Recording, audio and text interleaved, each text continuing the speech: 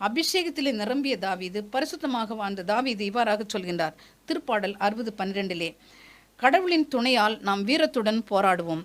அவர் நம் எதிரிகளை மிதித்து போடுவார் என்று சொல்கின்றார். Praise the Lord.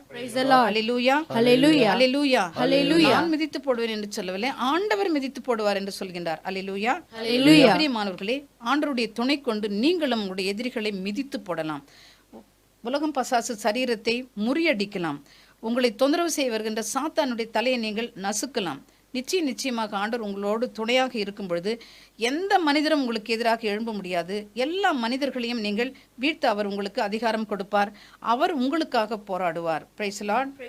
எபேசியர் 6:12 சொல்லப்படுவது போல, நாம் பொல்லாத மனிதர்களோடு மட்டுமல்ல நாம் போராடுவது, ஆட்சி செய்வோரோடும், அதிகாரம் தாங்குவோர், தலைமை ஏற்போர், இருள் நிறைந்த இந்த உலகத்தின் மீது ஆற்றல் படைத்தவர்கள், வான்வழியில் உலவித் திரிகின்ற தீய சக்திகள், இவற்றோடு கூட நாம் போராட வேண்டியிருக்கின்றது என்று